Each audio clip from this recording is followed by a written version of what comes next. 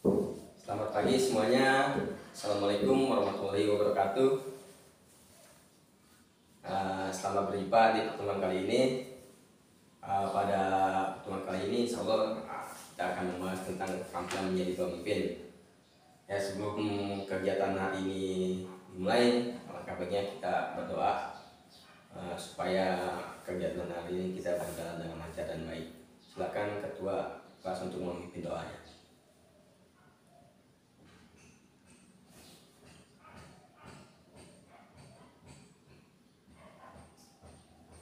Pada semangat ya. Baik, kita mulai materi kita kali ini, yaitu bagaimana hakikat pemimpin. Dalam suatu kepemimpinan, yaitu sebuah pengertian pemimpin, banyak pakar ternyata memberikan definisi yang berbeda-beda. Namun pada intinya bahwa pemimpin adalah seorang yang memiliki kemampuan untuk mempengaruhi dan menggerakkan orang lain untuk mencapai tujuan. Jadi bagaimana kita seorang pemimpin ini ya bisa mempengaruhi anggota-anggota kita untuk mencapai suatu tujuan. Umpamanya gini, di suatu organisasi kita akan membawa suatu perubahan, contoh di masyarakat. Kalau kita menjadi pemimpin, bagaimana kita mempengaruhi anggota kita supaya mencapai tujuan kegiatan agenda yang akan kita laksanakan itu bisa berjalan terlaksana secara lancar. Makanya pemimpin itu hadir untuk menggerakkan para pengikutnya agar mereka mau mengikuti atau menjalankan apa yang diperintahkan atau dikehendaki pemimpin. Hubungan antara pemimpin dengan orang-orang yang dipimpin bersifat pembimbing. Jadinya kita seorang pemimpin itu harus bisa membimbing para anggota-anggota kita, entah itu secara karakternya, entah itu secara sifat-sifatnya, supaya tujuan yang kita targetkan, visi misi kita itu bisa berjalan. Seperti halnya ibaratnya untuk memimpin kalau suatu tubuh, organisasi, organ, pemimpin itu ibaratnya kepala. Jadi sebuah kepala yang akan menjalankan suatu ide, bahwanya kita membuat lingkungan kita aktif di sebuah lingkungan, supaya lingkungan itu menjadi lingkungan yang berpositif lah, ibaratnya gitu. Lingkungan yang memberikan perubahan. Umpamanya kita suatu kegiatan go green, di situ ide pemimpin, visi misinya untuk mempengaruhi anggotanya bisa menjalankan itu semuanya. Tergantung pada potensi sumber daya manusia dalam organisasi tersebut. Oke, kita slide selanjutnya ya. Di sini ada beberapa kriteria seorang pemimpin. Yang pertama yaitu memiliki pengikut. Adanya pengikut itu merupakan keharusan bagi sosok pemimpin. Seorang tidak akan dikatakan sebagai seorang pemimpin jika ia tidak memiliki pengikut atau anggota ya. Sebuah keberadaan pengikut menjadi salah satu bukti eksisnya suatu proses kepemimpinan dalam sebuah organisasi. Makanya di sebuah organisasi hanya ada pemimpin tapi tidak ada anggotanya. Ya sama aja itu, ibaratnya tubuh yang hanya kepalanya saja, nggak ada tangan-tangan dan kaki-kakinya. Ya pemimpin ibaratnya pengikut itu, anggota itu sebuah ibaratnya kasarnya ya anak buah lah, yang bisa misalkan menjalankan visi misi kita, yang membantu kita.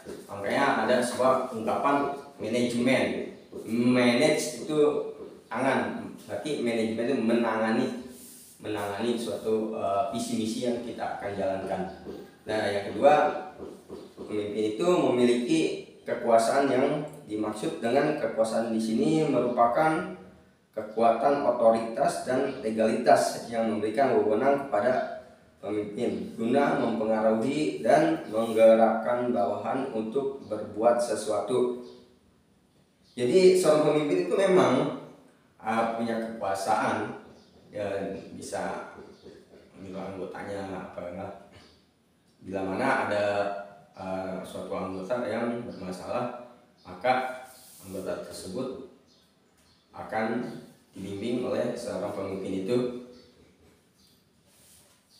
Pemimpin umumnya diikuti oleh bawahan karena dia memiliki kekuasaan yang membuat bawahan menghargai keberadaannya. Para pemimpin dapat memakai bentuk-bentuk kekuasaan yang berbeda untuk mempengaruhi perilaku para anggota organisasinya. Dan yang ketiga yaitu memiliki kemampuan. Kemampuan ialah segala daya, kesanggupan, kekuasaan, dan kecakapan atau keterampilan teknis dan sosial yang dianggap melebihi dari kemampuan anggota biasa. Artian di sini yaitu pemimpin itu harus bisa memiliki skill atau kemampuan secara ide, secara tentang perbuatan yang membuat contoh menjadi contoh para anggota-anggotanya.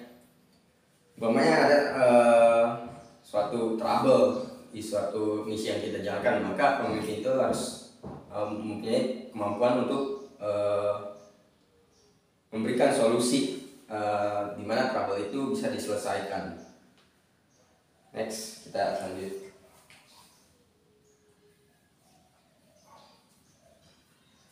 Sini ada fungsi pemimpin. Sesungguhnya semua orang mempunyai potensi menjadi pemimpin yang berbeda-beda, hanya derajat bakatnya saja. Namun demikian potensi itu harus dikembangkan oleh lembaga-lembaga yang menyelidiki seorang menjadi pemimpin yang baik dan efektif. Kepemimpinan yang efektif harus dipelajari dan diraih dalam upaya perwujudan kepemimpinan yang efektif. Maka kepemimpinan tersebut harus dijalankan sesuai dengan fungsinya. Fungsi kepemimpinan berhubungan langsung dengan situasi sosial dalam kehidupan kelompok atau organisasi masing-masing, yang mengisyaratkan bahwa setiap pemimpin berada di dalam dan bukan di luar organisasi. Fungsi kepemimpinan merupakan gejala sosial karena harus diwujudkan dalam interaksi antara individu di dalam situasi sosial suatu kelompok atau organisasi. Berarti secara ringkasnya yaitu fungsi pemimpin dalam konteks ini bagaimana seorang pemimpin itu menjadi fungsi untuk mengendalikan bahwa di dalam ada sebuah kelompok masyarakat atau organisasi, pemimpin itu mempunyai fungsi sebagai pengendali dalam misi tersebut. Itulah fungsi kepemimpinan.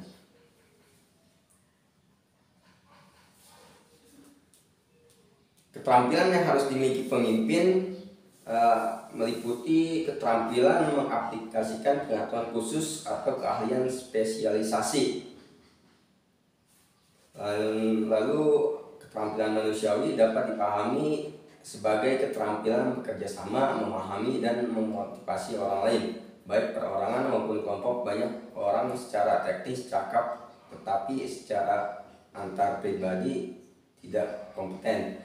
Keterampilan konseptual artinya para pemimpin harus mempunyai keterampilan mental untuk menganalisis dan mendiagnosis situasi yang rumit. Misalnya pengambilan keputusan menuntut para pemimpin untuk menentukan letak masalah, mengidentifikasi alternatif yang dapat mengoreksi masalah itu, mengoreksi dan memilih alternatif yang terbaik. Nah, di sini keterampilan pemimpin diuji.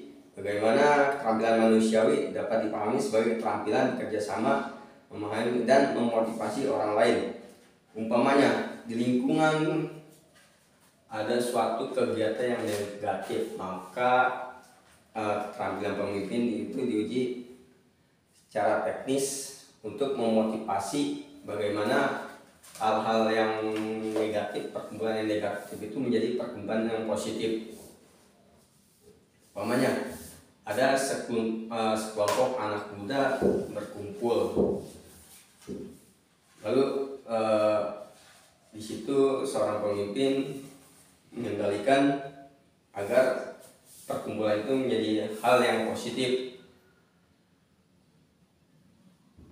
Lalu kita memotivasi, mengarahkan, membimbing supaya hal-hal perkumpulan yang negatif itu kita alihkan ke sesuatu yang positif. Dan itulah keterampilan yang harus dimiliki oleh pemimpin. Next. Beda halnya keterampilan dalam kepemimpinan. Tadi keterampilan yang harus dimiliki ya, tapi ini keterampilan dalam kepemimpinan.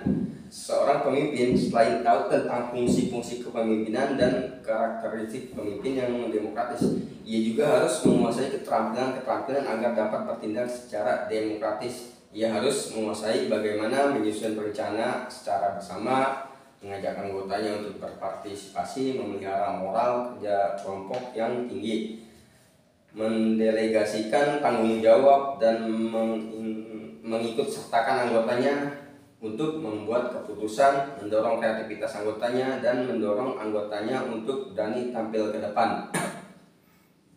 Jadi keterampilan dalam kepemimpinan itu kita harus menjadi value, medan magnet yang bisa mengajak anggotanya dan di luar anggota itu untuk selalu berkreativitas, hal-hal yang positif ya. Next.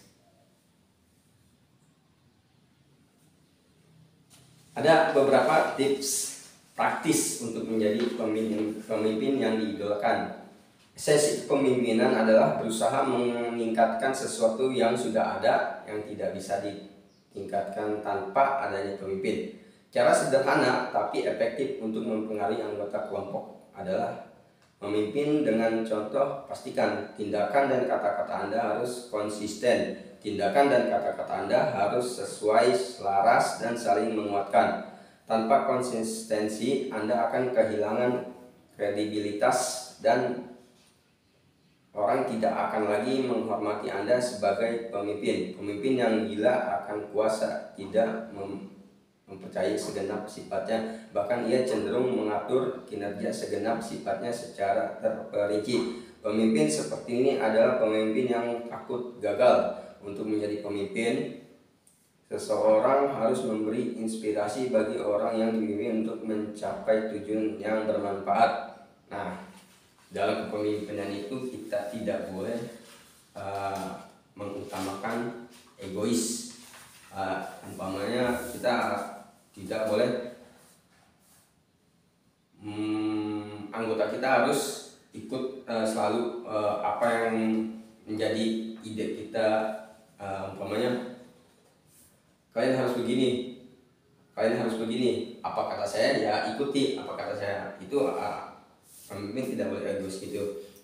Harus melakukan musyawarah untuk mencapai suatu kemufakatan, baiknya gimana, solusinya gimana, ya ada trouble gimana, kita bicarakan bersama. Itu yang harus kita jaga, konsistensi seperti itu. Di dalam ada suatu kisah di Prancis, kalau nggak salah namanya dulu ada suatu raja, berarti seorang pemimpin yang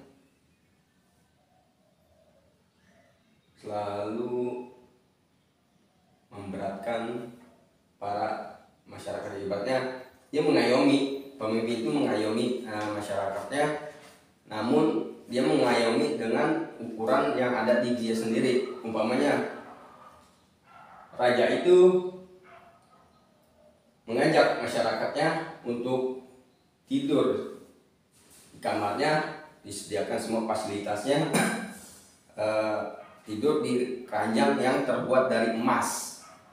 Bila ada seseorang yang tidur di keranjang emas itu, kasurnya itu berlebihan dengan tubuhnya, maka tubuhnya masyarakat itu dipotong agar sesuai dengan kasur yang sudah disediakan.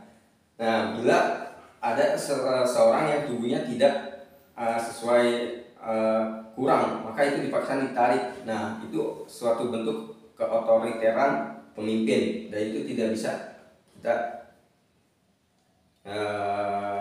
terapkan di seorang pemimpin.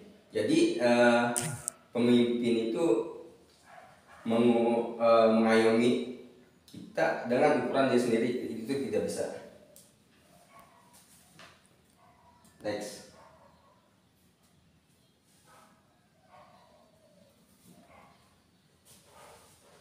Ada tips tambahan para pemimpin atau calon pemimpin agar bisa diterapkan dalam organisasi yang dipimpin atau yang akan dipimpin sebagai berikut. Pemimpin tidak mungkin bekerja sendiri, ia pasti membutuhkan tim dalam menggerakkan organisasi. Oleh karena itu, pemimpin harus bisa memilih tim yang baik. Di samping itu, tim yang dicari diantaranya adalah orang-orang yang jujur, bertanggung jawab, mahir berkomunikasi, memiliki loyalitas dan integritas yang tinggi, semangat yang tinggi, tidak suka mengeluh, dan siap menerima perubahan ke arah yang lebih baik. Jadi pemimpin itu kita harus benar-benar siap meluangkan waktu kita, energi kita, tenaga kita, pikiran kita, semua itu harus kita luangkan untuk menjadi seorang pemimpin.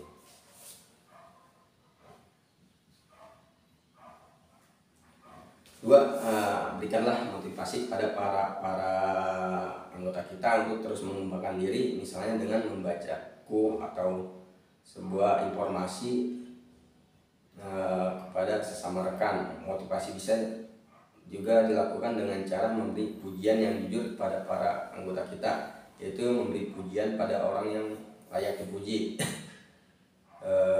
Pujian yang jujur membuat orang lain merasa senang, dan salah satu karakteristik pemimpin yang karismatik adalah dapat membuat orang lain senang. Jangan memberikan pujian yang membuat penghinaan atau ejekan.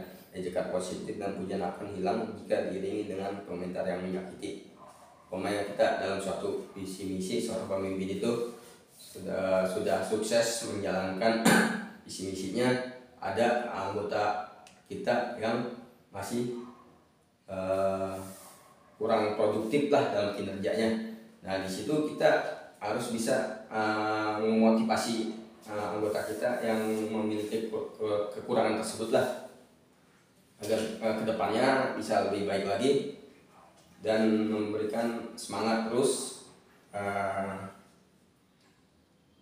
memberikan contoh dari yang anggota lainnya yang sudah sangat produktif dalam kinerjanya. Jangan kita melakukan, wah kamu harus begini, kamu kurangnya ini. Jangan ada hal-hal kata seperti itu, karena itu akan membuat down mental mereka, jadi semangat mereka kendor. Dan itu yang kedua. Ketiga, jadilah pendengar yang baik agar orang percaya kepada Anda. Pemimpin yang melayani atau mendengarkan keluhan, permintaan, dan persoalan dari anggotanya, dia mendengarkan dengan penuh perhatian untuk mengetahui tindakan apa yang nanti bisa dilakukan untuk membantu orang lain mencapai tujuan. Berpeganglah pada kebijakan terbuka, yaitu terima saran-saran dan keluhan mereka. Karena apabila Anda menjadi pemimpin, tetaplah gembira dalam menjalankan tugas istirahat yang cukup. Pada saat Anda tertantang untuk mengatasi sebuah masalah dengan cepat, paksa diri Anda untuk berhasil sejenak, luangkan waktu senggang Anda bersama pemikir besar. Pemikir besar akan membantu Anda untuk mengembangkan pandangan yang luas dan positif, sebab pandangan mereka lebih luas dan mendalam. Jadilah pendengar yang baik untuk para anggotanya yang berkeluh. Apabila anggota kita ada yang berkeluh, terimalah mereka dengan secara simpatik agar mereka juga merasa diperhatikan. Pada saat Anda tertantang untuk mengatasi sebuah masalah dengan cepat, paksa diri Anda untuk berhenti sejenak, luangkan waktu senggang Anda bersama pemikir besar. Dalam artian ada kita belum bisa memecahkan masalah yang ada pada suatu organisasi yang kita jalankan ini, maka kita bisa lah sharing ke orang-orang yang lebih berpengalaman, intinya begitu.